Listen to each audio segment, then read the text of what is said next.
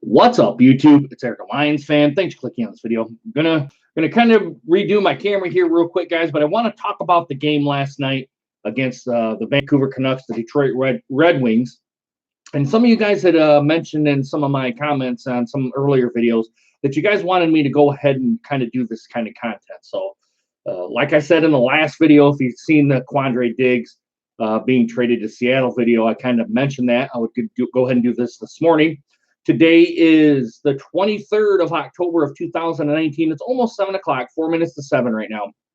I actually kind of like doing these videos here up in the morning because it gives me kind of gives me a little bit of a start to the day, and I really don't have to really focus on videos kind of doing something in the afternoon. But today will be kind of a prelude here just a little bit. We're going to do the Wednesday night beer review, which I think I'm going to kind of get away from the Ellison beer here just a little bit and kind of grab another beer from the fridge. So with that being said here, guys, I wanted to get into the game here just real quick that happened last night. There really wasn't much really going on. The Canucks kind of went on a spurt there in the third period. They ended up scoring 5 goals. One of the guys there had a hat trick. I can't remember necessarily who it was.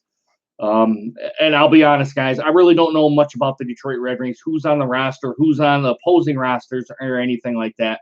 So I'm kind of coming off the cuff here. I'm sure some of the Vancouver guys that come across this video will let me know down in the comments who got the hat trick for Detroit. But it kind of started out a little bit pretty good for Detroit. They kind of started out here. It started off a little bit slow, and then they kind of got a goal there on power plays. All their goals came off the power play goals. And the second power play for that happened for Detroit from Vancouver, I guess you can't kind of impede a guy or kind of check a guy into the boards there while he is trying to get to the puck. I guess that's a penalty. And of course, that was called there. Like I said, I don't really know much about hockey, so that was called. It ended up on a power play for Detroit, and the first one happened on a double minor to a high stick to the face, which caused a double minor there. That's how Detroit got their first goal, and the second goal was for impeding the player to go towards the puck. It happened on the second goal, and then all the scoring stopped for Detroit. But you could kind of tell when they got that 2-0 lead, the confidence was building for these guys. They were attacking the net. They were throwing pucks towards the net. And Mickey York, if anyone kind of gets to I'm sure if you're a hockey fan, you know who Mickey York is. He's a commentator for the Detroit Red Wings. He went ahead and he said that the Red Wings they had and I'm kind of paraphrasing here when I say this, their confidence level was good going into 2-0. They were kind of throwing the puck towards the net. They actually kind of outshot at least the shots on goal for Vancouver. They were 17-5 or something like that, or 6 or something. I can't remember. And plus, I don't have it right up here on my screen to tell you actual the shots on goal for each intermission period or each period that the game went on here.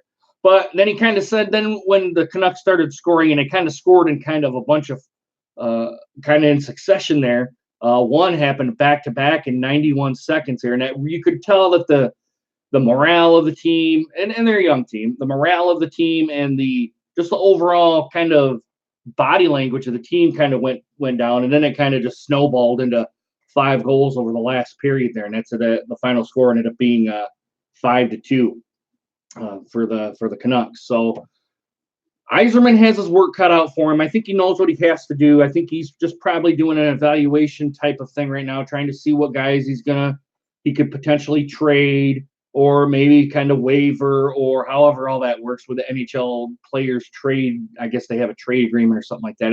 Like I said, I don't necessarily really know a whole lot about the NHL, but I'm sure he's trying to take a look, trying to see who could be the future of Detroit, who can probably go, who can be traded, all that sort of stuff. And even the coach is here as well. He's probably paying attention to everything to try to give the Red Wings the best chance to win, because I'll be perfectly honest, guys. I've been kind of following. I don't want to say I follow the Red Wings all that much, but you kind of know, living here in any kind of area that has any kind of 3 or 4 kind of different sports teams, you kind of are getting a little bit of a ping of kind of what's going on with the NHL and the NBA and the NFL and the MLB baseball, which I'll do a Detroit Tigers kind of wrap up when the World Series gets done. I see the Nationals won today 5-3.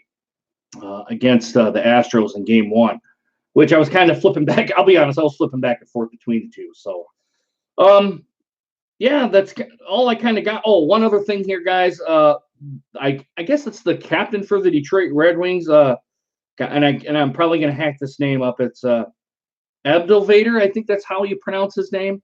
Uh, it seemed like when they were interviewing him, he was kind of doing a lot of damage control for a lot of the questions that were being asked. I mean, it kind of looked like he was doing damage control, and he didn't really know what the answers were. I mean, and right now Detroit's on a 5-game losing streak. They head into Buffalo, who is kind of, according to the Red Wings analysts on there, they're red hot right now.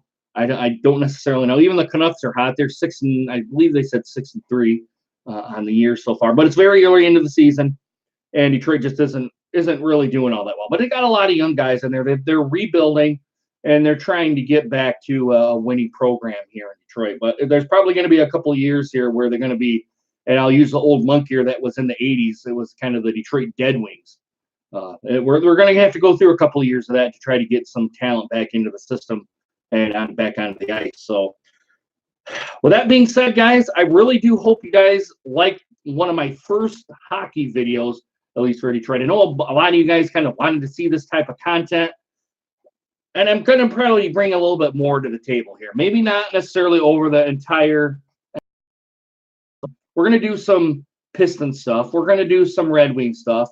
I got the Tigers season wrap up to do yet, and we're also doing stuff on here as well, along with the beer tasting stuff that I've always got going on, and kind of my weekend ramble, which necessarily really hasn't been really any update on that. So probably is going to be a couple of weeks off on that, on the weekend ramble. So, guys, I'm going to go ahead and leave it there. It is just a little bit past 7. I got to go get ready for work.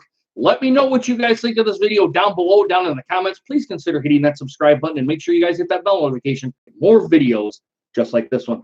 All right, guys, I really hope you guys enjoyed this video. Hope you guys consume. Deuces. Take care, guys.